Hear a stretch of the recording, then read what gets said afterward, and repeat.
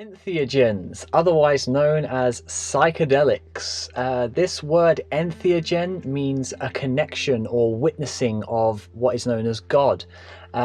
This global awakening we're speaking about has now reached a critical mass. Since the 1960s, we've seen an accelerated growth in spiritual side of life and people indulging in spiritual sides of life. So due to our interest in psychology and the origins of consciousness, I believe we have a renewed interest in the entheogenic properties and substances.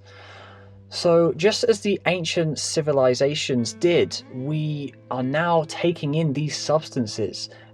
They used to use them for spiritual guidance and moving into new areas of life as a collective. When we started to bind together in groups and seek, and we started to think beyond our physical needs, when we were able to have warmth and shelter and food and protection because of that societal structure, we started to look outward and we discovered ways of cultivating crops, and we took in more substances from the environment around us. So undoubtedly, we discovered how to use these psychedelic substances to explore what we now know as the spiritual side of life.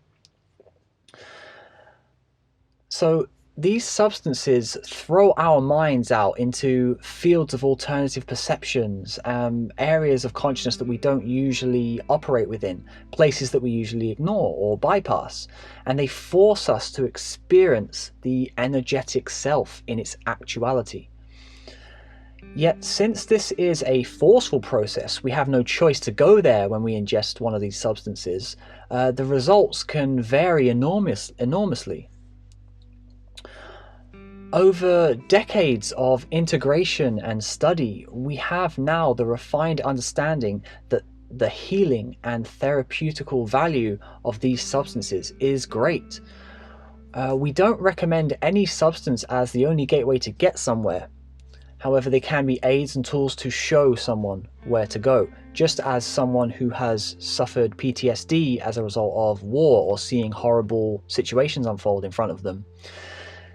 They can break the pattern of cycles of negativity, doubt, self-loathing, and all of these sorts of fearful emotions that can entrain our mind into a trap.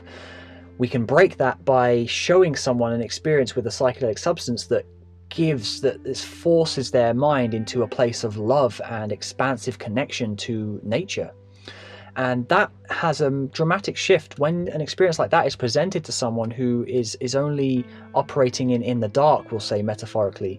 It's like shining the light, and suddenly you see where the light is coming from. And metaphorically again, the substance itself is not the light, but it just opened the door in the mind for a while so we can see where to go. And that's how they should be used, if used at all. But again, I'm not recommending or condoning anything like that. We have to remember that as we may access other realms of consciousness, we can do so as we are, and should be done as we are in a sober mind, because then we're much more in control.